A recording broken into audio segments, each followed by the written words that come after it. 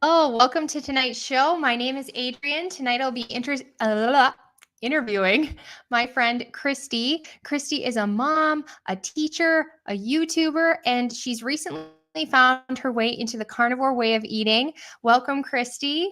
Could you tell us a little bit about yourself? Yeah, you just said like all the things. I am absolutely a mom and a teacher. I live in Southern California. I've been teaching fourth and fifth grade, mostly fifth grade for, hold your breath, everybody, 24 years. I'm wrapping up my 24th year right now. And but I absolutely love it. And yeah, it's been just about a year since I found a carnivore way of eating. And I don't think I'll ever, eat. I know for sure I won't ever go back to a standard diet again, because it's just changed my life in so many positive ways.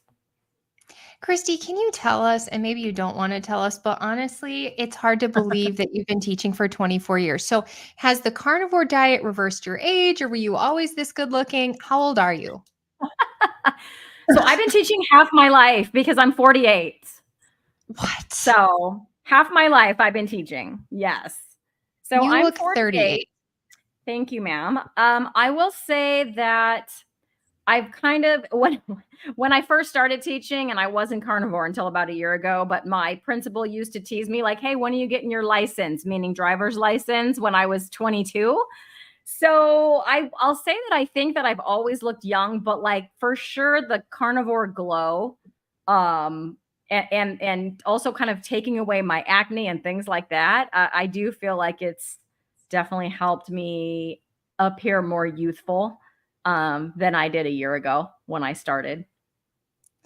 Just so that people want to stay tuned in, I want to just give a little preface of some of the things that I really want to dig into with you. Okay. One is the why, like what drives you to do this? Like most people think this is pretty crazy. Mm. The Also your family has had some help. Has this helped that at all? And then what other things has it helped? What things hasn't it helped? Those are the kinds of things I want to dig into. So hopefully everyone will stick around to find out maybe this could help you. Maybe this could help your family. Um, so could you go into why? Yeah. So I always like to say, for anyone who has not heard my story before, that the why going into carnivore was just not even trying to go into carnivore. So I am the accidental carnivore. Maybe I should have named my channel that. I went keto actually February, so over a year ago now, February of 2023. Just strictly to lose weight after spending years and years, like many of us do, on the yo-yo diet, up 10, down 5, up 15, down 7, just gaining and losing the same few pounds from, teenagerhood through the age of 47. And I just, my weight had started to creep up again. And I thought, what haven't I tried? And the answer that came to me was keto. And I actually did do research for the first time, I think, ever. Just because I, heard about Dr. Barry and I was like, what? And then I went down that rabbit hole, like a lot of us do. But I didn't even know about carnivore because he has so many videos and he has playlists. And so I didn't even think to look for carnivore. I didn't know what it was. But I had heard of keto. So I was just like watching through his keto playlist. And that literally took me months to watch through because there's over 100 videos, on that playlist. And so I was doing that, and I think gradually, the other things that were not animal based started to sort of reduce. I'm not really sure why that was at first. Maybe just if fewer carbs is good, then less carbs is better. And I don't know. I don't know that it was a thought process, but I remember hearing the term ketovore. And when I was keto, I was tracking because my carbs, like to make sure that they were under 20, which was my carb number that I was going for each day, or not going for 20, but trying to keep it under 20 total carbs. And I realized they're kind of down to 10. And so maybe that's more like ketovore. And then it was just kind of like, I don't really feel like cooking that asparagus. Like I just don't feel like doing it. I think I just want the ribeye. So let's just do that. Um, So I just kind of started doing that. And then it was like, I kind of found out it was a thing. Like, oh, other people just eat meat and maybe it's okay to eat meat. And let me look into this. And sure enough, it is okay. And there are people doing it. And it turns out that that's sort of just fell into it, but then started noticing some other benefits besides the weight loss. The main and probably most important one being my mental health, right? So I had some pretty bad social anxiety that I didn't even know I had. I just thought I'm an introvert, like, and I am an introvert, but it had gotten to where my whole world was like really small. Like I didn't want to be around people ever, not even my own family. Like I really just wanted to be by myself all the time. And I had like no energy to do anything. But so to think about even going to the grocery store or going for a walk outside, I would get this intense anxiety over doing that. If I had to do it, well, I didn't have to go for a walk, so I just wouldn't do it. But like if I had to go to the grocery store, I would like take a breath, put on my big girl pants, but it was like this extremely, I was just worried about all the time. Like, what are they thinking about me? Everyone else in the store, right? Like as if they're looking at me at all. Like they're not, but it was, what are they thinking about me as I'm walking through here and all of that. It was an anxious experience, as well as, gatherings and things. I just wouldn't want to do it. I would come up with excuses to get out of stuff, as much as I could. And that really started to dissipate. And I was like, I think I had some mental health issues, like that I didn't even realize existed. And they didn't go away when I was keto. I noticed them starting to recede after I went carnivore. That's when I started to look into it and go, oh, so that's the long way of answering your question about my why, Adrian. I choose to stay eating this way because I don't want to go back to how I felt before, which was, totally anxious for anyone to even see me. Like I wish I was invisible so no one would see me, because then I wouldn't have to think about that, as well as some other things like inflammation and things. I'm sorry, what? Teaching must have been so uncomfortable. Well, I think because I've been teaching since I was, gosh, how old was I? 22, 23? I don't know. Because I did my student teaching and then I did my actual teaching. And I was a substitute teacher before that. So if you count all of those years, it's even more time. But so that I was sort of used to that, that was my lane. But yeah, what was uncomfortable about it was because it was the same students, like, and their kids. It's kind of different. But when it was like back to school night, or like I'd have to meet the parents or parent teacher conferences, that's when my anxiety would shoot up in those instances. Yeah. Yeah, same. I do not miss, like, even if I add, I've experimented a few times here and there, adding something else back. I can't think of what it would be, but it's like my heart would start racing when I divert from the meat. Have you tried anything off of the meat? Yeah, I mean, 2 or 3 times. So like my mom was over at my house on Saturday. You may have seen our live with Robin, the mother-daughter duos that we did. And after that, we got some In-N-Out, and I did have some pickles on my Flying Dutchman. So just meat, cheese, and I had a few pickles. And I've done pickles before one other time. So I've had pickles twice. They don't seem to bother me. And I had avocado once in the time that I've been carnivore. I can't think of any other times that I've eaten anything else. So pickles. Good for you. No Lily's chocolate. No Lily's chocolate. No. I do Element chocolate salt, like with stevia, so I'm not totally sweetener free or anything like that, So I incorporate that for my electrolytes, and I do drink coffee. So those are things, but I never stop doing those. And maybe I'd feel better if I got rid of them, but I've gotten rid of a lot of things, Adrian. Yeah. So. I recently went all the way down to Lion. I thought for sure that would make me feel my ultimate best. And in some ways it did. And in some ways it didn't. Like there is elimination, and then there's, it's not all elimination is going to solve all things. So right. If you're happy with coffee and a little bit of Element, you gotta make it sustainable. Yes, it makes it sustainable for me. My coffee in the morning is like my little ritual that I do when no one else is awake. The house is quiet.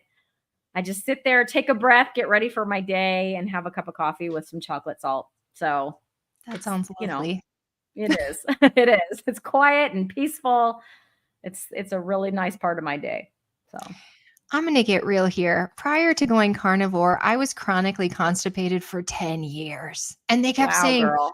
more fiber, more this, more that. And all Mm. it ever did was give me really awful gas. Did you have any indigestion prior to carnivore? And during the transition period, was there any roughness? Yeah. So I would say I never had a lot of digestion symptoms. I was pretty, I'm not one of that person that had like the IBS or the leaky gut or the, all like SIRS. I know you is something you struggle with. I didn't have a lot of symptoms in that regard. It was up until going carnivore and accidentally realizing, my mental health probably needed some work, and my energy and my sleep and those kind of things. Those were my symptoms. Going keto, I had done low carb before, although not correctly. I had gone through many years of like trying to do Atkins, but not really knowing what Atkins was, right? That was just the name of like try to eat low carb. So I never really had any adaptation symptoms, keto flu or anything like that when I went keto, because my body was kind of used to, low carb eating. But man, people say just you could ease into carnivore, people say, and then the adaptation symptoms won't be so bad, they say. And I don't know about that, Adrian, because I had 3 to 4 very rough weeks of bouts of diarrhea. And if it had not been my summer vacation, I would not have been able to do it. But it was summer vacation, so I could just run to the bathroom whenever I needed to. I think I surprised someone because someone was asking me. I think it was someone who watched a video or on a comment on my channel or something. They were like, wait, so you didn't try to stop that diarrhea? It like that thought never occurred to me. I was like, no, I thought I just needed to get to the other side of it. Yeah. Yeah, that was my, I guess, understanding at the time. I think it kind of surprised that person. Like, wait, you didn't try to stop it, And I was like, no, I just thought it was part of adapting. And when my gut bacteria microbiome, got used to fully no plant material or very, like I said, coffee and stevia in that element, but that's it, no other veggies or anything. I figured they would get over their hissy fit and I would be fine. And, that's pretty much what happened. Now it's just I only have that symptom like if I overdo the fat. So too much butter with my ribeye or anything like that, I'll notice a little bit of that. And if it I goes the other way, then I just add some more fat in, So it's pretty easy to control. I do wish that I knew because I've had kids too that were chronically constipated. We were told Miralax, Miralax, Miralax. Now we're finding out that's Mhm. not good for their brain. That's not good for their body. Yep. I wish I would have known rendered fat, melted Yes. butter. I wish I Yes. would have known. So anybody out there who's got the chronic constipation, add the, what is it, rendered fat. Rendered fat, liquid fat, absolutely. And I'll tell you the same. I know we're going to get a little bit into my son and how he's eating, but it's that same son. He is now 15, and when he was still in diapers, probably for about a year, he had chronic constipation. His diet was never mentioned to me. I dutifully took him to the pediatrician. He had all of his appointments. He did all those things that you're supposed to do. And, exactly right, Adrian. It was, we'll give him this Miralax. It didn't, I think he got afraid of it. So he would like try to hold it in and he would just cry. And then it was like hours and hours and hours of like trying to get this out of him. And then we'd have a few days of peace and then we would do it again. And had I just known, little rendered fat, yeah, I wish I would have known that. It would have helped so much. If anybody has questions, please feel free to ask. If you have questions for Cristie, we have one here. For how long have you been doing this? Oh yeah, good question. So it's almost my carniversary. So I know that my 1 year on carnivore is in June. I don't know the date because I just accidentally sort of slipped into carnivore. It wasn't a conscious like I'm gonna go carnivore tomorrow. It was just like I don't feel like cooking the veggies. I'm just gonna make the steak, and then the next thing I knew, that's pretty much what I was eating: steak and ground beef and eggs, things like that, a little bacon, a little butter. But I know it was for sure June. And the reason I can tell you that with confidence is my wedding anniversary is in June. And last June, it was my 25th wedding anniversary. So we went on a trip at the end of last June. And on that trip, I was for sure carnivore because we were eating out at restaurants. And so we went to like the Brazilian steakhouse and I had some picanha there. And a few other meats, but I was like, these aren't for me. Bring more of that picanha my way. And, and I ate some like chicken wings on one night and some burger patties and things like that. So I wasn't ordering, it was like the plain burger patties, maybe some cheese, but definitely no, tomato, lettuce, none of that stuff with it. So I was for sure carnivore by then. So yeah, almost a year and doing great. So speaking of your husband, does he do this too? No, not at all. At one point he said he was gonna go like a low carb, which being a man and having a pretty good metabolism still, if he did that, I know that it would be fantastic for him. But yeah, he never followed through with that. He pretty much just eats standard American, whatever. Sometimes if I make like I made a chuck roast mostly for my son. In fact, I didn't eat any because I know how much he likes it. So I said, you can just have, what's there. But sometimes he'll eat some of that or whatever, but he'll have it with, rice or like something else that he'll make for himself on the side. So yeah, he eats a lot of like crackers, chips, that kind of stuff too. So he doesn't. And it was hard at first because all of his food is in the house. But being carnivore makes it the easiest that it's been. Like, I don't even give it a second thought anymore.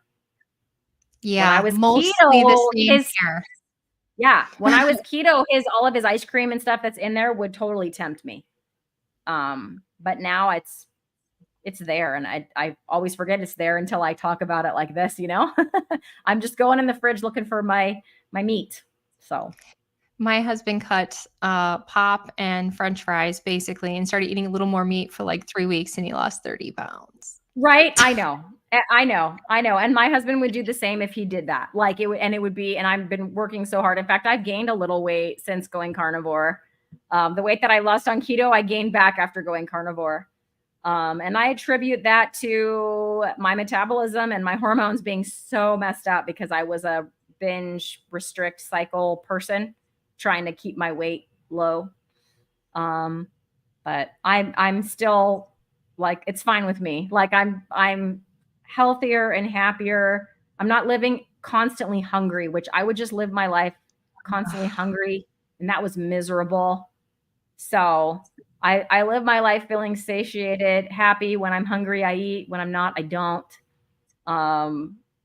Instead of having to be like, well, I'm hungry, but I shouldn't eat because I might gain something, like that's not even a thought. It's I'm hungry. I'm going to go get some eggs or some beef or whatever. Tell us your favorite food. Oh, picanha. You know my favorite food. Oh my gosh. Yes. Picanha. And if those of you that don't know what picanha is, its other name is sirloin cap. I can find it at Walmart. It's like an Angus picanha, and it is easy to cook. You can't really mess it up. And it's delicious. So I like it as much, if not better than ribeye. Ribeye's delicious. Don't get me wrong. But yeah, picanha. And I don't even know. I just heard, just watching other carnivores. I don't know where I heard about it from first.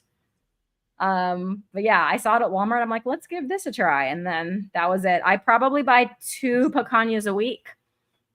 Cause they're kind of small. They're between 2 and 4 pounds.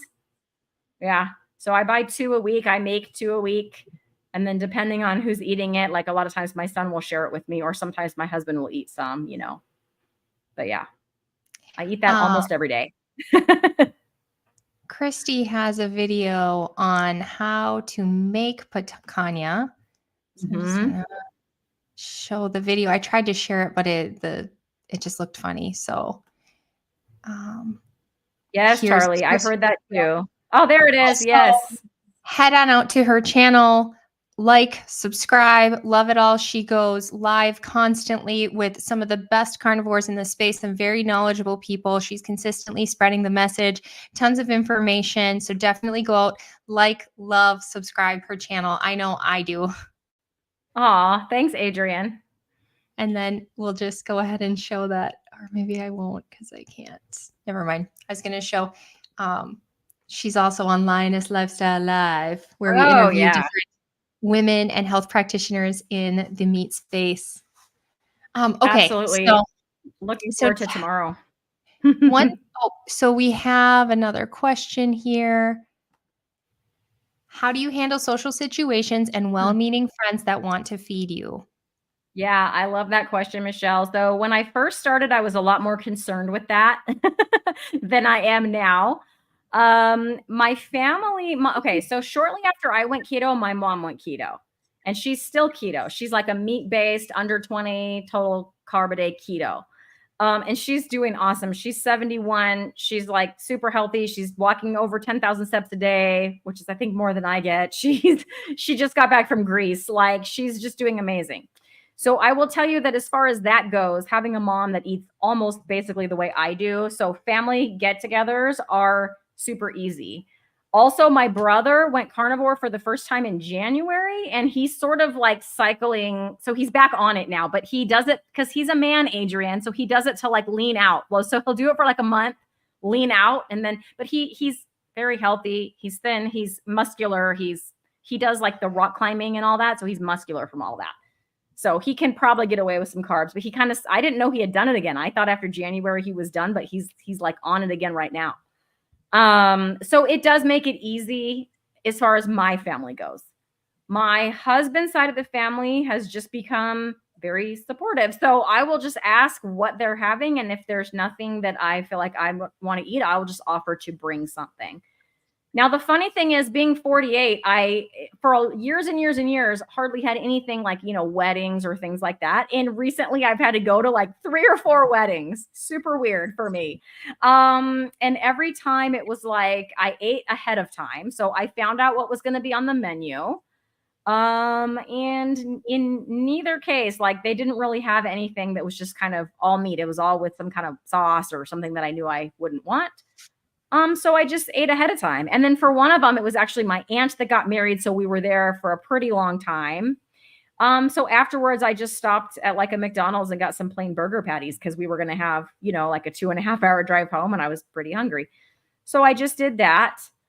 As far as at work, that's the other thing that comes up. And I know if you guys are teachers or you, like Jay's a teacher, I see him in the chat. Yeah, there's stuff everywhere. Like last week was just Teacher Appreciation Week. And oh my gosh, you would think that I never talked about meat like a day in my life with all this stuff my students brought me. And I was like, thanks. That's not meat. So I got so much candy.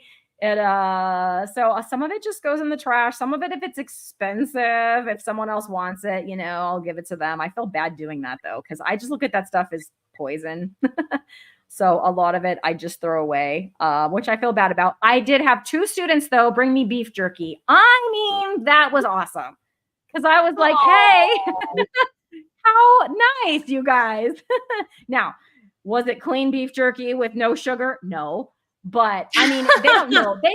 They don't know the nuances of all that. I'm not going to eat most of it probably. Like some of it was teriyaki, but it was the fact that they're like, oh, she eats meat. Like, what can we get her that, like that was super cool. Really cool. And then the stuff that like the PTO and the principal did, like there was food almost every day. And I didn't realize it at first, but like they had a carnivore / keto option because a friend of mine at school, another teacher, eats keto. And I think on Monday there was breakfast. I wasn't aware of it, but they had made like chorizo and eggs. And I was like, if I would have known that was in there, I totally would have gone in and had some chorizo and eggs. The second time they had food, they said they had brought some beef. I don't know. Somebody said it was covered in sauce. I had brought food because it was Hawaiian barbecue. And I figured there's not going to be anything. It's going to be rice. And like, I didn't even go look. And then they felt bad. And then I felt bad because they felt bad. Right. Fortunately, there was one more opportunity and they had it was like nacho day, but they had some shredded chicken that people could put on top. So I just went and got a bowl of like shredded chicken and sour cream. They didn't have any just shredded cheese. It was like that gross gooey. So I didn't put any of that. I just did like chicken and sour cream. That was good.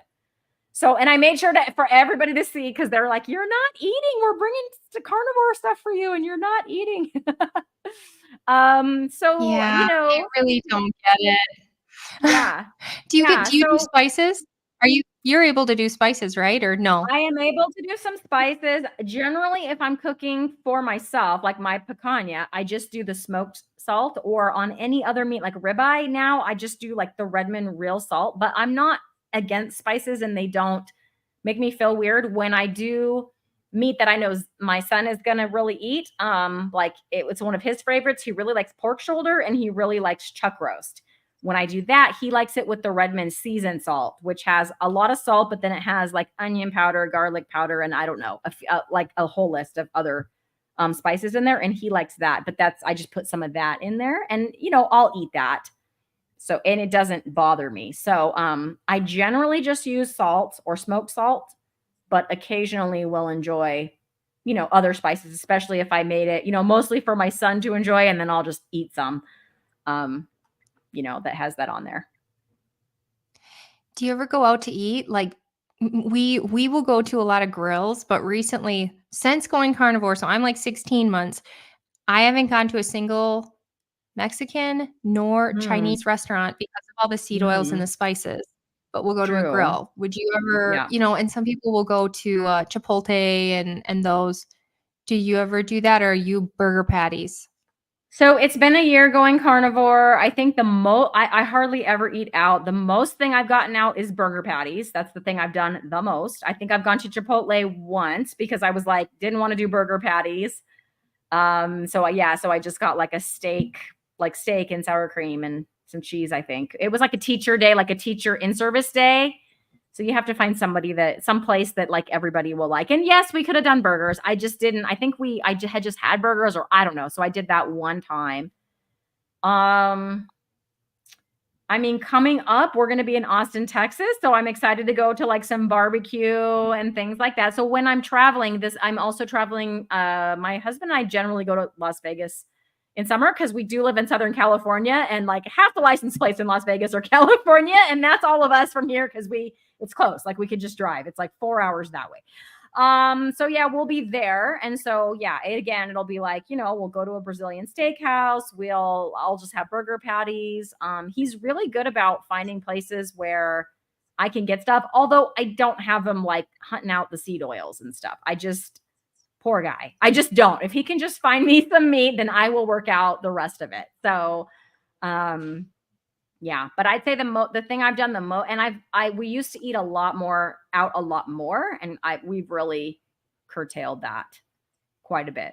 But burger patties would generally be my go-to. I'm not like against it, but yeah, it's really expensive now too, and I don't know what I'm getting, so I would prefer to just make my own. It tastes better and it's cheaper, and I know what's in there.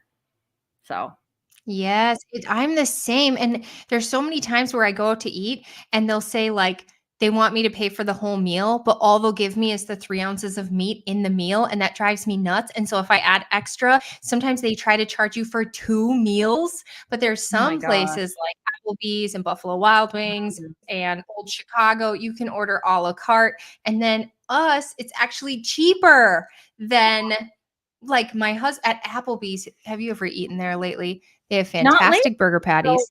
okay, I'm gonna have to They're quickly only have like one here. $3 a piece. It's like half a pound. It's a Wow. huge, juicy burger patty. So Okay. my meal was a total of like $10, and I got like a whole pound of meat and Nice. leftovers. Okay. Meanwhile, my husband's meal was $24.99, and it looked like a kid's portion. The plate was this big, the piece of steak was this big, and even they only gave him like 14 French fries. It was the saddest, weirdest thing I've ever seen. That's weird. So So I it'll be guess me interesting and you will because just have to go to Applebee's. seriously, I'm gonna go check it out and see. I have to go scope that out now because usually Southern California, we are not known for our inexpensive deals. Like everything's expensive here. So yeah, but there's an Applebee's just a few miles that way. I'm gonna have to go check it out and see if it's similar where we are Huge, here. juicy burger Yeah, patties. yeah, And you can order it à la carte. It's awesome. yeah. I'm gonna Where give do it a you shot. shop at the grocery store? Do you go to Walmart, or like what do you guys have?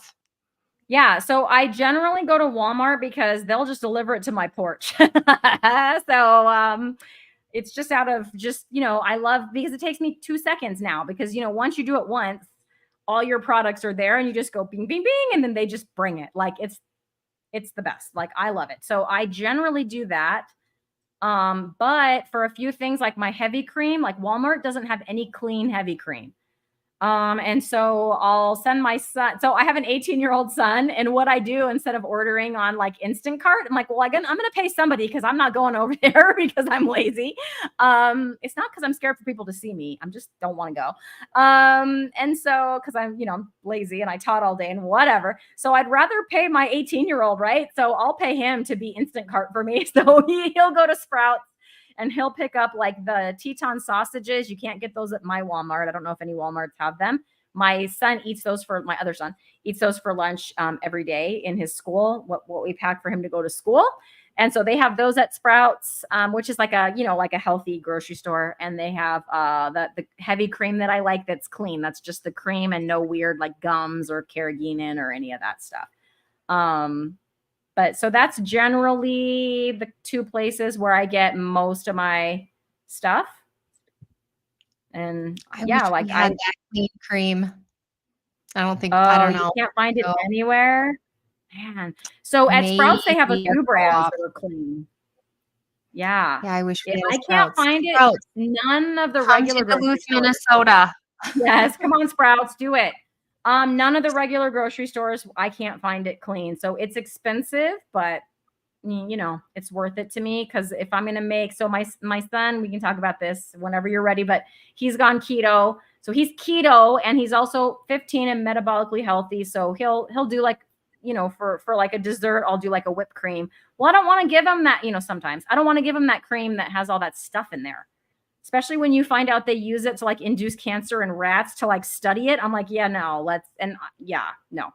So I'm okay with, paying more and getting it. The one thing I have not been able to afford is the unpasteurized, like the raw milk. Because they have it here. It's not illegal. It's legal in California, but it is, you can get it at Sprouts, but I forget how much it was. Like $20 a gallon, like something crazy like that. I'm like, yeah, sorry, kid. You're going to have to go with just regular whole milk, because I can't afford $20 or whatever for a gallon of milk.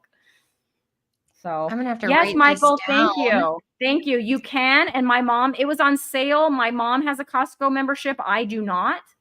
But anytime she sees that kind of stuff, so I should have done a short about it. I really should have, and I didn't. My mom comes to my house with this cooler. It's like a cooler, like I don't know how big it was, like a cooler, like a big cooler. And the whole thing was full, floor to ceiling, in this cooler with the Teton sausages and Kerrygold butter. She's like, here you go. Oh, your mom I'm like, sounds amazing. What does a keto mom bring a carnivore daughter? Yeah, a cooler of Teton sausage and Kerrygold. And if you've missed it, you want to meet Cristie's mom. She did an interview with her mom yesterday, and with Robin and Robin's mom, right? Yeah, it was. Yes. And that's going to be every 6 months or so. We're going to do that. We have 2 up now. One was like about 6 months ago. We did an episode for Mother's Day, and we're going to keep coming, because it's really neat, to see the way like nutrition has changed over the generations. And yeah, we go for like an hour, and then we're like, oh my gosh, we had so many more topics to talk about that we didn't get to. Okay, so this next one means a lot to me, because this is becoming an epidemic in our society, which is children with ADHD. And I don't know if you would even, I'm not sure, we'll have to listen to the story of your son, but there's a lot of like, I have 2 kids who have pretty significant sensory issues. There's a lot going on. And I know that like earlier generations are looking at that and calling us and saying that we're just doing poor parenting. They're not recognizing, or maybe it's a behavioral thing they're thinking, but it's scientifically, I've been looking into this. If we do a brain scan on children and adults with these issues, you can see it in their brain. This is a neurological thing that's happening. It's a physical thing that's happening. It's a nervous system thing that's happening. It is not just bad parenting, and it is not just a behavioral thing that just happened. I know my youngest son, he's 5, and since he was born, we have had extra issues, extra, like obsessive compulsive behavior, very difficult time disciplining, very difficult time even reaching him. It's like you look in his eyes and he's not even there. And so I've been getting comments recently that I need to medicate my son, and they've been calling my son a name. I've had parents calling me and harassing me about this, and we're doing our best to navigate this. And I'm just wondering if you could tell us a little story about your son. What kinds of things have you tried? And where are we today? And how is it going? Like, give us a little, maybe hope from your story, maybe a little inspiration. Yeah, I hope that what I'm going to say is inspirational and helpful to someone. When you say those issues, it's like it hurts my heart because I remember when my son was 5, Adrian, and the blame, the shame, the you're a bad mom. And I mean, and I love my family, okay, but people in my extended family, basically telling me that it's my parenting that is causing him to behave like this. It's been very, very difficult. And I will also say that I have both of my boys have ADHD. It kind of slightly different in both of them. Both of them have sensory issues, although in my older son, you might not notice it as much. But his were so severe that he even had adapted PE. Like you have to be like in the lowest, I think 15th percentile or something in your like motor skills to qualify for adapted PE. Because he had a hard time with like the crossing over, crisscrossing of the body line. He didn't learn how to climb stairs until there was a while there where he was at a school that had 2 stories. So like when he was in kindergarten, they would have to wait because like the computer lab was upstairs. And he couldn't like climb the stair. Like it took him forever because it was like that body movement, right? And jumping jacks and all that stuff. So he had a really hard time. And his behavior was not as extreme because I feel like my younger one has a little touch of also the ODD, which is oppositional defiance disorder. I think they both have it, but my younger one, violently so. And I mean violently. Okay. So I'll speak to my youngest son now, but if we want to talk about medication, we can bring in both of them. But as far as challenges, they both have had challenges, but my younger one's challenges have definitely been more severe because his behaviors, his outbursts, his meltdowns have been much more severe because he had meltdowns. If you don't know the difference between a tantrum and a meltdown, so a tantrum is like, I want that, so I'm just going to flip out. But when I get that, I will stop flipping out. That's a tantrum, right? It's like a manipulation by the child. And then the parent will just give in because their kid is over there acting like a maniac. And then the parent gives in, gives the kid what they want, and the tantrum stops. And if you ignore a tantrum long enough, it'll stop. A meltdown is like, it is not premeditated.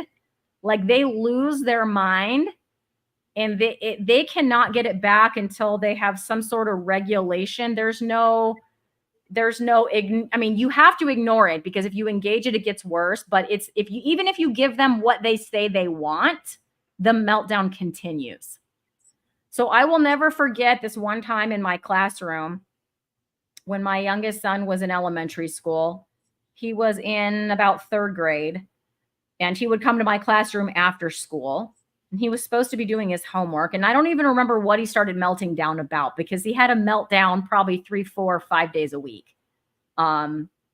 Losing his mind and becoming, if you tried to do anything, he would become physically like so when I was a kid, if my parents said, hey, knock it off, like I would be like, oh, and if you tell him knock it off, he will get in your face and tell you to knock it off.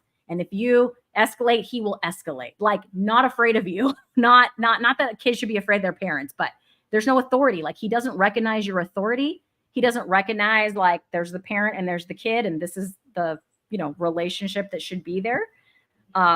So if you up the ante, he's going to up the ante to the point that he will physically, not now, but when he was younger and he would have these meltdowns, I've been hit, kicked, all that.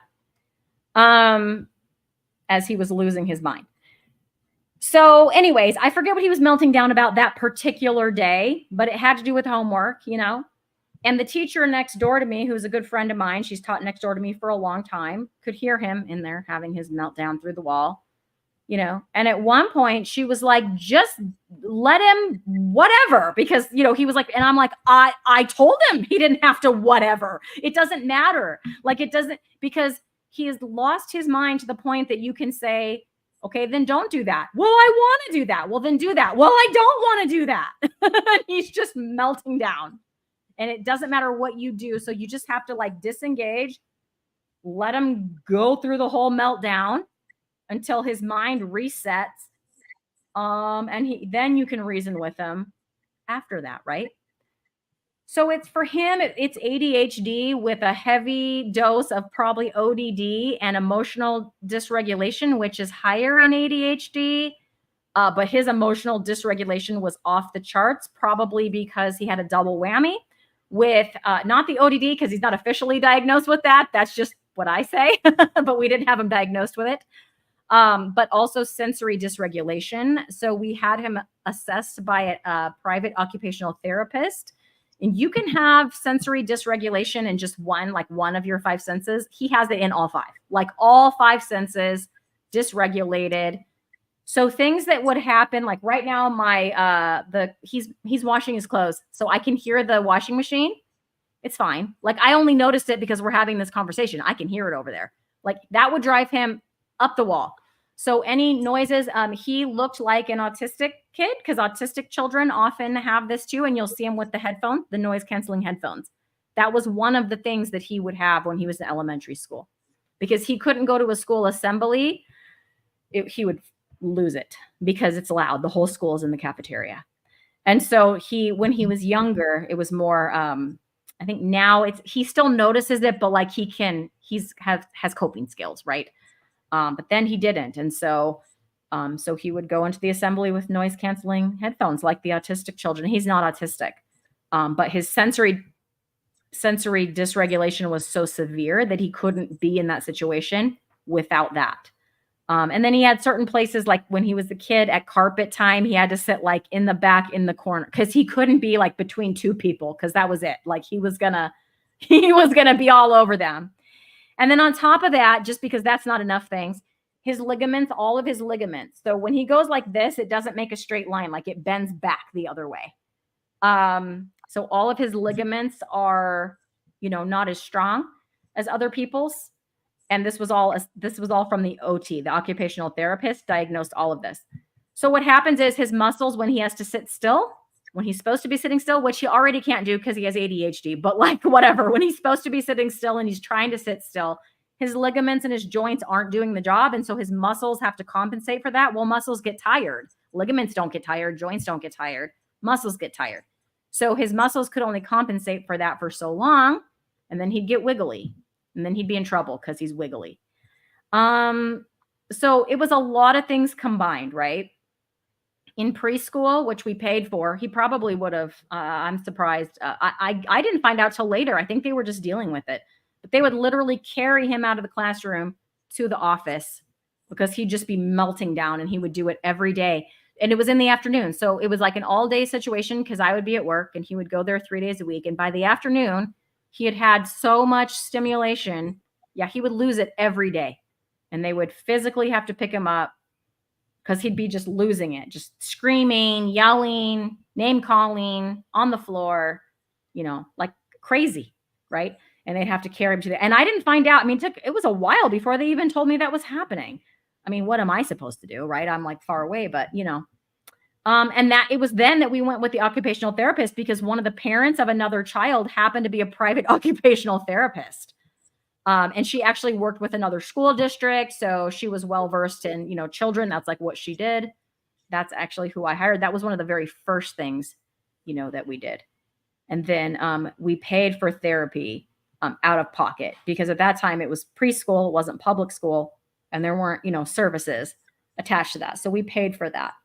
I was very against medicine. And at that time, the time that he was in preschool, my older son is about 3 years older, but he's 4 grades older, because it's a long story. Anyways, so So, at that time too, my older one was in elementary school, and not older. So I was at that time, I was like, I will never do medicine because that stuff's just bad. Like we're gonna do all the other things. Like I'm a teacher, I know all the strategies. We're just gonna strategy our way, and I'm gonna use all these techniques, and then I'm gonna get all the experts, and oh my gosh.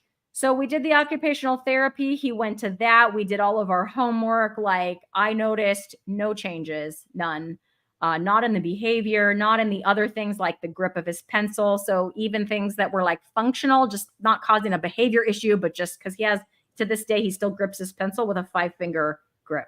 They couldn't get him to not do that after all the occupational therapy on how to hold a pencil. He still does it as an almost an adult 15-year-old, Yeah, to overcompensate because he just doesn't have enough hand strength the other way. So anyways, didn't notice any improvement. And then he went to public school. So we immediately got him on an IEP, which is an individualized education plan. That's for kids with learning disabilities. Now, when you get on an IEP, you are fully assessed. So many kids on IEPs have usually their IQ has to be like average. It's usually not low. Kids with a low IQ do not make on an IEP because the thing is that they're generally have a average IQ, but because of some learning disability, right, they cannot function up to grade level. His IEP, though, we got in under speech. So speech is another area where you can get an individualized education plan. So his IEP at the beginning was not academic because, he's in kindergarten. There's not like a 2-year gap between his academics and his age because he's at the beginning. And actually, he was reading above grade level. He was doing math above grade level. If you could get him to do it, that's the key, right? Because that boy's not picking up a pencil. He's not going to do it. His hand hurts within just a few seconds, right?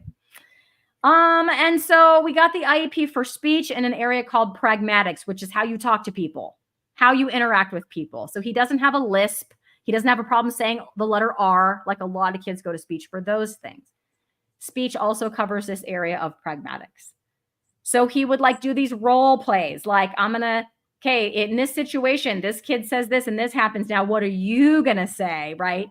And then also starting to teach him the zones of regulation. So coordinating it with colors. So if you're blue, you're practically sleeping. So you don't want to be blue. Green is good, you are good.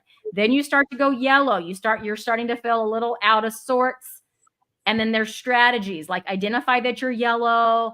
And then here's some strategies you can do.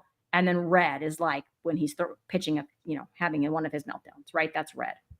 Or he literally, once he's red, it's over. You got to wait for it to just, So he learned all of that. Well, he's supposed to identify that himself. Nope. He refused. If the teacher identified it, he would get angry. Just don't talk to him about zone. So the tools that are supposed to help the kids, he wanted nothing to do with that. So we did all of that for a couple years, and then we added academics to the IEP because he started to get behind. Why? Because he wouldn't do his work. So he knew all the stuff. He could tell you everything, but he wouldn't write. So then we added, strategies for well, you can type this or you can, all of these things. And we did this. I don't want to bore people, but we did strategies in the IEP like that for years. I think this is really important to say because if you say later on that you gave him medicine, people just assume maybe that you're lazy or that you didn't look into everything or people make assumptions. So I appreciate the backstory and you're just totally making me want to go hug Porter because so many of the things that you're saying we are dealing with right now. And people keep saying things like either I'm a bad parent or they say, he's just 5. He'll outgrow this. Well, we've been saying that for 5 years. The kid punched me in the face when he was 1. It's been weird. It's been hard since he was a baby. Yeah. And I hear you. And I was always what are they going to be like when they're teenagers? If they're acting like this now, what are they going to be like when they're teenagers, when they're supposed to be rebelling and all of that? Oh my gosh. So no, and I got that too. Anytime you would try to get the help from the because we had occupational therapy at school, we had counseling at school, we had outside of school. It seems like at school is where I got a lot of the, oh, well, really, he's on the edge of what's, normal. He's going to outgrow it. And I was he's not though, And so, yes, Or I did get the other extreme, but the other extreme mostly came from people I knew or people that saw him, acting in that way. Just random people in public. And so yeah, so he had the IEP, and then we added, like I said, we added in the counselor at school. Then we added in the outside counseling. I took him to counseling every single week for almost a year. Same thing, zones of regulation, like the different strategies for things for him to try. He just refused. I don't want to do that, but that doesn't help me, right? So even when he got to yellow, he didn't care. Like, I'm at yellow and none of that's going to help me. And so he was not willing. He wasn't a participant. Like, it takes buy-in from the person, and he did not buy into any of that. I don't think even one time, and he started learning those strategies as a preschooler, and they were reinforced by the counselor at school, by the occupational therapist at school. He originally learned them the occupational therapist outside of school, and then the outside of school counselor, which is where we went next. And some of these things were like concurrent. So like, it's not like we gave the other things up, like we were doing that and adding that, right? We're throwing the kitchen sink at it. Yep, everything. Plus all my strategies, like, things that I learned for kids with ADHD, like to do, timers and all those things. And he would just get angry. And so at one point, because I had two kids with ADHD, right? I had my older one. And when he got to high school, my older one now, the one that's graduated high school, barely by the skin of his teeth, but he did graduate.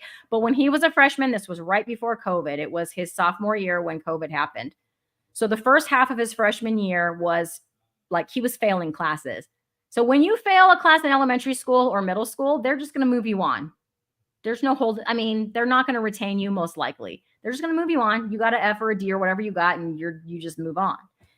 But in high school, they actually all of a sudden, right, start holding you accountable for that class.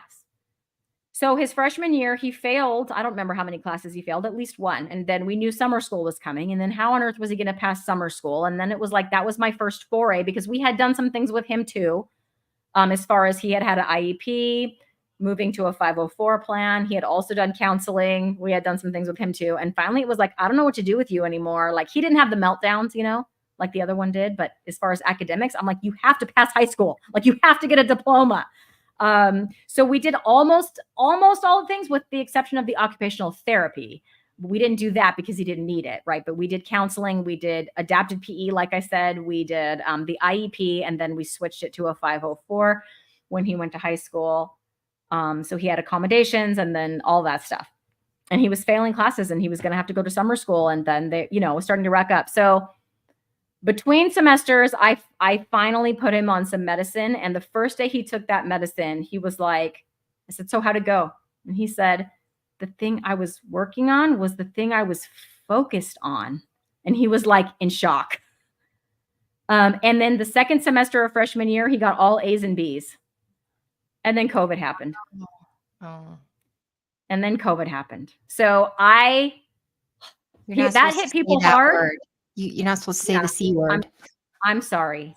Then they send him home to learn online. I'm sorry. Then they send him home to learn online. And medicine or no medicine, he was just not going to do that. And so he did graduate high school. No, because then you have to sit, and you have to sit, and there's nothing else to and there's stimulate. No one there. I was teaching online, and I would say, you're supposed to be in class, and then he just wouldn't do it. He just wouldn't log in. Stuff like that. But he did end up graduating. He did end up graduating. He had to do summer school almost every summer.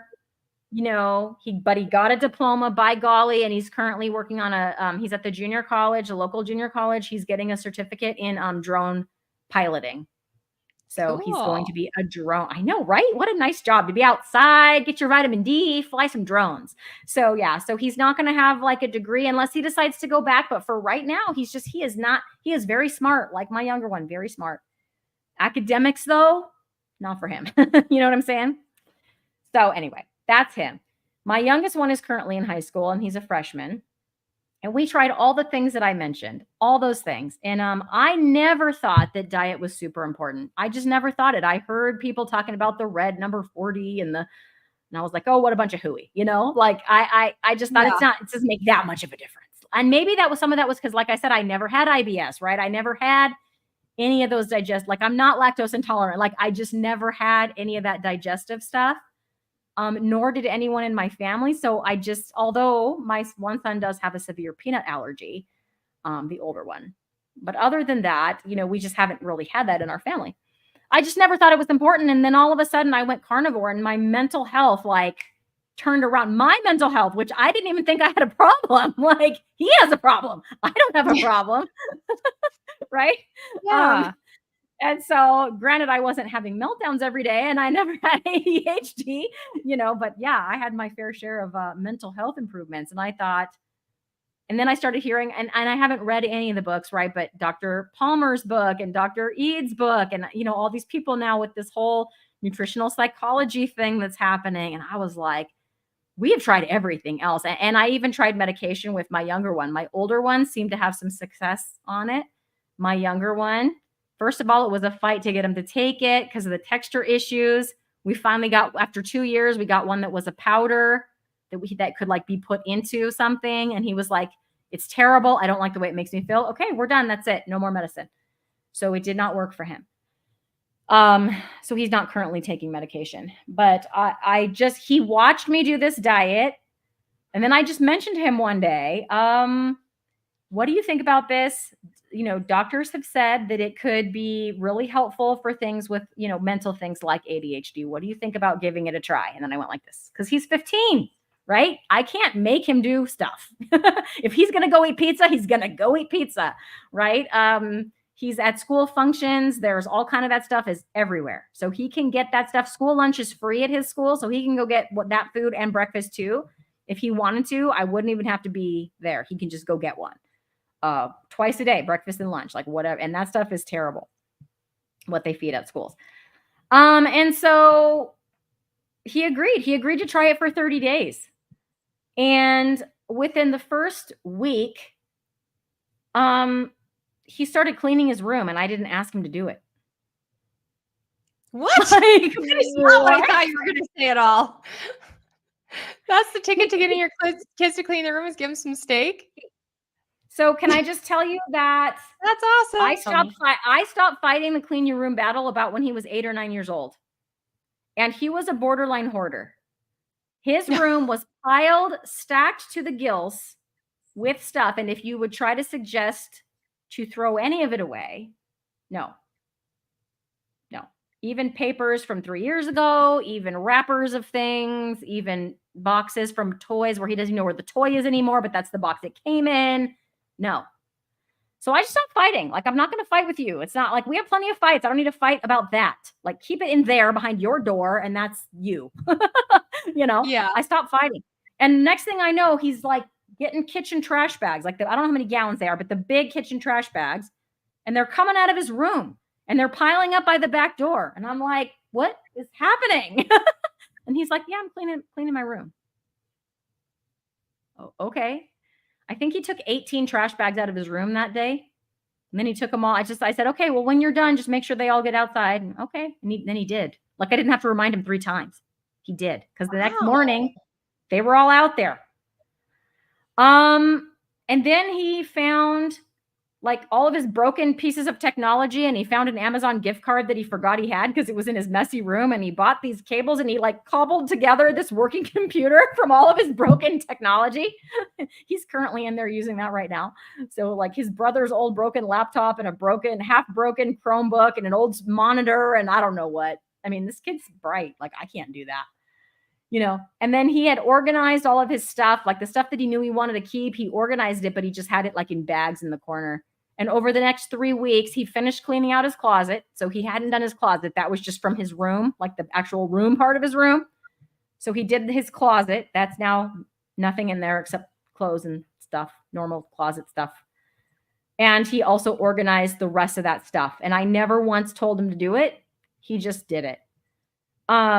Every single day he would be late and he would fight me. It was my fault. He was late, but it was my fault. Trying to get this boy out the door. And it didn't matter what strategy we used. We've done strategies for all of the years. Set a timer. Okay, you set a timer. Make a list. Check them off as you go. Reward. Every time you get this done on time, you get a reward. All of these strategies. and he was going to be late. And me telling him, okay, now you have 15 minutes. Now you have 10 minutes. Now you have 5 minutes. Because if you just let him go, well, how am I supposed to know? Because the clock's right there. Like, because the timer's right there. Well, how am I supposed to know? And then if you tell him, well, you're telling me, stop telling me. If you didn't tell me, then I would just be on time. And then you don't tell him, well, how am I supposed to know that that's happening? You know, so you couldn't win. There was no winning. You were just going to be late. So the best thing to do was just let him, the more you messed with the situation, the later he was going to be. So as frustrating as it was, the best thing to do would just be to let it go. Now, there was one day there's like a time where he's supposed to be in my car, in the front seat of my car to go to school. I think he was 3 minutes after that time. And he's like, sorry for being so late, Mom. He gets in the car and goes, sorry for being so late, Mom. This is a kid who's 20, 25, 30 minutes late every single day. And I was like, that's okay. And he apologized. Like, what? Just a complete attitude adjustment. If you want to talk to him about something, he's just going to have a conversation with you, now, instead of like arguing with you.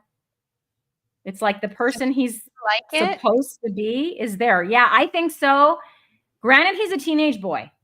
So if you ask him if he likes it, he's just going to tell you like, yeah, it's fine. Right? He's not going to, oh my gosh, I feel great. Like he's none of that. I did do a live with him. I think after 2 months, I think we need to do another one.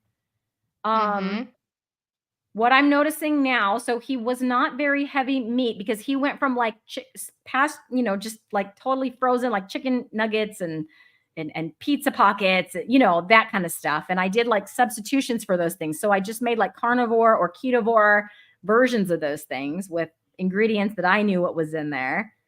With the occasional, chuck roast. But the latest development is I'll be like, do you want pizza pockets, which is just like cheese with like pepperoni and sauce, which he would eat probably 4 days a week when we first started, Now he might eat that 1 or 2 days a week, but I'll be like, do you want pizza pockets or do you want meat? Like whatever the meat, fill in the blank, right?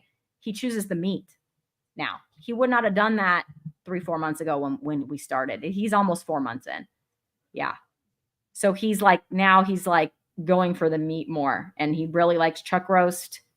He really likes chicken thighs, and he really likes pork shoulder. I'd say those are his 3 favorites. And I'd say he even likes those more than like the pizza pockets or yeah. Mm-hmm. Nice, and it was 3 days in a row. Food. I was like, do you want this or this? And he was like, he wanted the meat. And I was shocked that especially 3 days in a row that he went for that. So the nice fatty stuff, and that fatty stuff is supposed to help our brains. Yep. The fattier, the better for the brain. Absolutely. Maribel is wondering, what is Dad's reaction to all of this? So I think his dad has noticed it, but I don't think because he's not the one who takes him to school. He's not the one who tries to get him to fill in the blank. So I don't know if he's noticed a change. He's noticed a positive change, but I don't know if and he saw him clean his room and he's like, what the heck, but I don't think he's noticed it to the same extent that I've noticed it, because I'm the one who deals with like the daily, like it's time to do this, or did you brush your teeth today or whatever, because try to get it at 15, you should be able to brush your own dang teeth. But like when you have ADHD, you might forget to brush your teeth unless someone says, did you brush your teeth today? And he used to just get annoyed or never just do it. I know, just totally annoyed, and then still not do it. And now I'll get a more reasonable answer. And then he'll usually go do it, but we're still struggling with school, guys. School is not fixed yet. He really doesn't like it. I don't know if we're allowed to talk about this on YouTube, but have you researched like where this is coming from? Because what I found, and I'm sure you're going to roll your eyes when I say this, I found some evidence that it can be from toxins. And like in our case, it could have been from our water damaged home. Some kids being bad detoxers, and that causing a little bit of brain or nervous system damage, which doesn't mean it's not. So what we're told before carnivore was that this isn't fixable, but after carnivore, I believe these things can somehow be healed. I'm not sure what the ticket quite is yet, but is there anything you found that you're allowed to say on YouTube? So I will say that I don't know that it was anything in their environment, and here's why I say that. I have very specific memories of my older son, and I think it sticks out in my mind because I feel like I didn't have the experience that other moms have, like doing stuff with their infants. So my older son, his sensory issues were less severe, and I also believe that he outgrew them more than my other son did and sooner than my other son did. But I can remember him being a baby, like a little baby, like not even 6 months old, and we would have to take him somewhere where there was an elevator, and he would lose his mind, like at the motion of the elevator. Or I would take him to a park and put him on the swing. Now, later he grew to love swings. Swinging can be calming for kids, and both of them would like, that's what they would do like all recess long. But like when he was a little baby, and I'd like sit them, together, and he'd be perfectly fine. And then as soon as we start swinging, he'd just scream, he'd cry. So I feel like whatever this sensory stuff in was like wired in their brain. Now, was I eating carnivore or keto when I was pregnant? No, but I was also never like gestational diabetes or anything like that. But I was eating just whatever made me not nauseous. I was nauseous my whole pregnancy with both of them. Yeah. But I never had any, like whatever blood tests they did and whatever, I did the glucose tolerance, like that came back normal. All my blood tests came back normal. Like I didn't have any health. Yeah, they never run our insulin, and they No, they should. didn't. They didn't. And So I don't know. I'm just saying with everything, my pregnancy seemed healthy other than I had morning sickness all 9 months. All 9 months with yeah, both of I them. can't pinpoint it to like a prescription because I look around at other people who are suffering from this and like they didn't take any prescriptions. So Mhm. like while they were pregnant, I mean. And like with us, Right. it's with both of my boys, they were born with these issues, it seems, or it Mhm. happened within the first 2 years. It Yeah. happened early. Yeah. So I don't know. I I have can no idea, remember but my I older just that son, he has a touch of it too, and I can remember, like, when you first start, like, putting your kid in timeout. I think he was 2 or 3. My husband put him in a timeout, and then my husband came in, and he was like, "Okay, he just outsmarted me," like, trying to argue his way out of timeout. Like, he downright just trying to lawyer me, and I think he won. Like, he still had to stay in timeout. But yeah, they've been argumentative since the get. There was never like, oh shoot, I'm in trouble. There was never that like, oh no, I'm in trouble. Like I That's remember my having that son, feeling as a my kid. 5-year-old. He does not None of that. care. There is Nope. no Nope. There's discipline no in him that remorse. works. Nope. Nope. Nope. And you give them that I do discipline have to because you know say, that's what you're supposed to do. And then the very next day they do it again. It does not sink in. And that is a symptom of ADHD. That is one of the I symptoms. don't I don't think it's the epidurals because my oldest did have an epidural. My 5-year-old, I did not have an epidural. So I don't think it's I Mhm. went in and he came out, but I do have to say my 4th kid, I birthed him at home and he's completely untouched, and I had a midwife who told me basically to eat carnivore. Basically, she said eat a Mhm. dozen eggs a day and butter and as much red meat and organs as you can. So I had this very meat heavy diet with my 4th kid, Mhm. and Yeah. this is what makes me feel like, okay, I'm not a bad parent, because when I tell Mhm. him something and I discipline him, he gets upset about it and he listens, and I'm like, why did none of the other kids do that? You know, and so I don't know. I have no idea Yeah. what the answer is. I mean, both of mine have behavior challenges, so I don't know. But like I said, I've been told by, family. There was a time, about a 4-year time period, where I did not take either one of them to any family gatherings. Christmas, like Mhm. outside of my house. Like at our house, yes. My husband's family, yes. My family, no. For about 4 years. And this is so sad because Mhm. here us parents are going through this extra hard stuff, and Mhm. people around us are blaming us and not supporting us. Mhm. And to be honest, Yeah. when you have a child with extra needs, you need a break. Like, Mhm. Yep. oh, Yep. but And the well, I straw that really broke the appreciate you camel's back sharing when I different Yeah, things you've absolutely. tried and what worked worked for one kid and what worked for another Mhm. kid and what absolutely didn't work for anybody. Right. And Yeah. also just the struggle of all the things you tried. I have a friend too, her son, he doesn't eat food because of the texture. And if people are like, Mhm. if you starve him long enough, he will eat food. And the Yes. kid weighs Oh, I've heard 37 that. pounds. And and So it's like, so no. serious texture issues to the point that he was eating baby food through preschool. Baby food. In preschool, he was still eating some baby food. And I was like, how am I going to send this kid to preschool and not embarrass him? And we had a few things that were like, because you could send applesauce, right? You can send, there's a few things that we could end up sending, like yogurt. Anything with any piece of texture in it, he would not eat. He has gotten better. He has gotten he is still, there are certain things he's just like, nope, can't eat that texture, can't do it, but he'll eat things that are solid now and chew them, and he will eat meat. It took him a long time to eat any meat at all. That's part of the reason for the chicken nuggets, because they're so like broken down, right? So that was one of the first things he would eat that wasn't like totally liquefied, basically like a yogurt or an applesauce. Yeah. I And do understand. literally he would put it in his mouth and he would throw up. Like, I don't mean spit it out because he's being a pain, like throw up, because it would like set off all of his gag reflexes.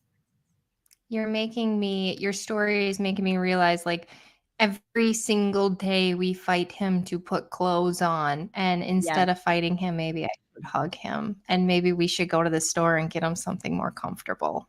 Yes. Instead of, he won't wear jeans. He won't wear Mm. certain shirts. He won't Mm-hmm. wear certain underwear. He will not wear certain socks. And I'm Yes. like, come on, man. Yep. Like, what's the difference? Yeah. So for Poor him, guy. So that's thank you very so much for real. Absolutely. I would go ahead and buy him the comfortable things he likes. That's not a battle I would choose to pick. That's just my 2 cents. My son had some of that, but not to that extreme. But I know there are kids, like it sounds like your child is a little bit more, but he had some of that. But it was like we never had to go out of our way. It was just like, hey, don't wear that shirt. There was just certain things he preferred, but The other thing you said is when I pick my son up from preschool, it's like he's not even there. You can look him right in the eye and mm, he's gone and he's a mhm, complete maniac. And you're mhm, like, what happened? Where did my kid go? And yeah. you can look him right in the eye and he's not there. Mhm. He's like gone. Like, He's and then he's like probably been so absolutely crazy. overstimulated. Touch everybody. Yeah, and he has to Yeah. touch everyone and hit everyone and Yep. Oh, So, yeah, and my we've been son wondering touched to everyone. take us. He was always the one in trouble in elementary school for touching a kid, hitting a kid, because the other kid would do it first, but then he would go in harder. He would be always the second one, and he would always do it double. So he would be the one in trouble. Always, always, always, always. Yeah, because he couldn't, if somebody You're started explaining it, my he whole couldn't. 4 year Yeah. the whole year at preschool, you're just explained in one in 5 Yep. minutes. Yep. Yep. Oh, I well totally understand.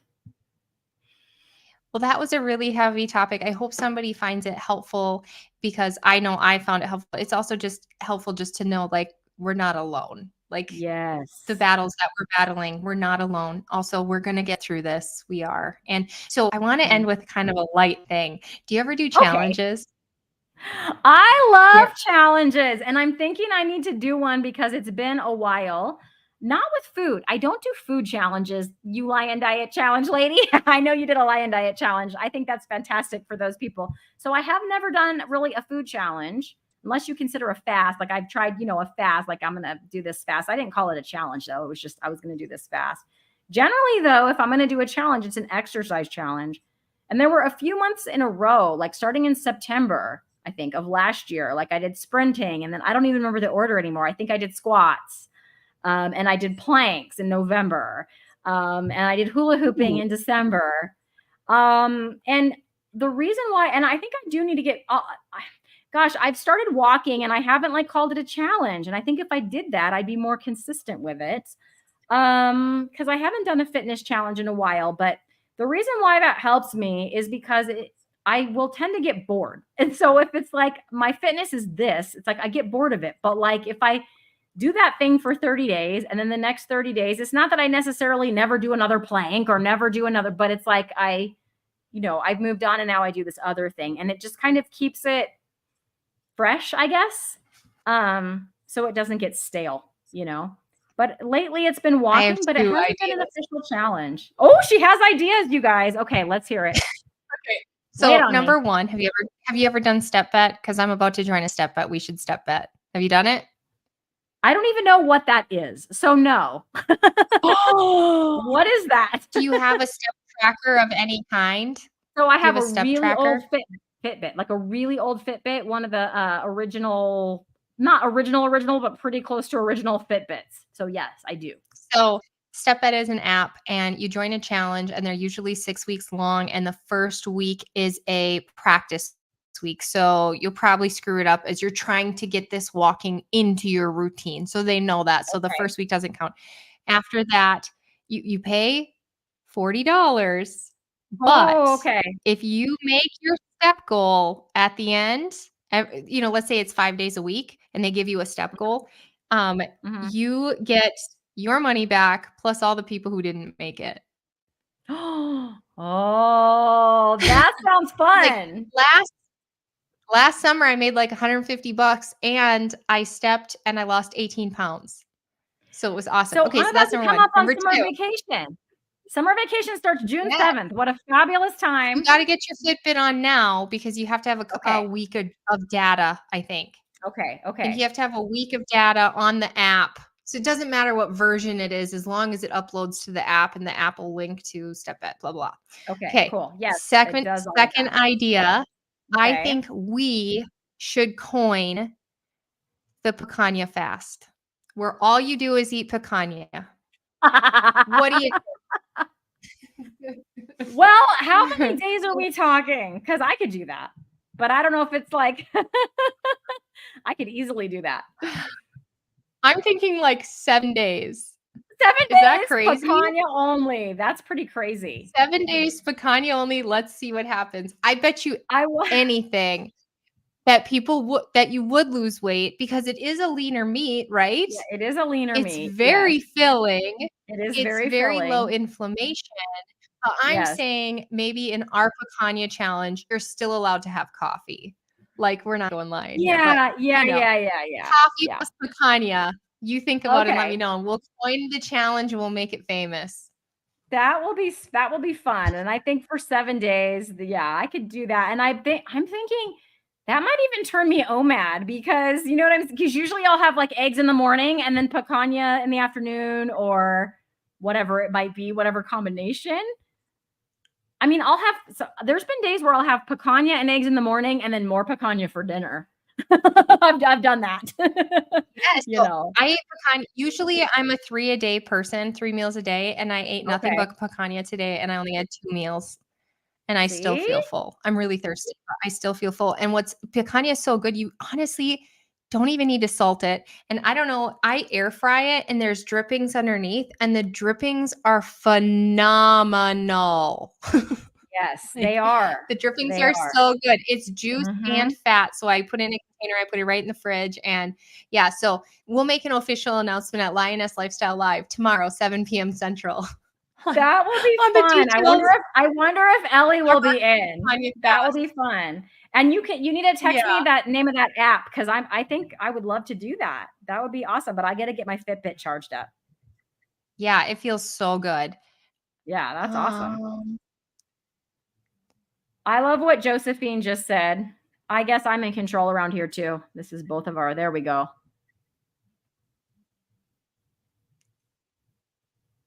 Josephine, that's awesome. Welcome. I'm so glad that you are just you. That's amazing. for the people who are listening, Josephine said, "Please let them be them. I was hiding for 40 years. Now I know I don't have brain damage. I'm autistic. I'm done hiding. I still watch and every quit I when think I she means meet new quiet. people." Oh, she's still quiet when she meets new Quiet when she people. meets new people. Mhm. But the ones closest to her, she's able to be her. Mhm.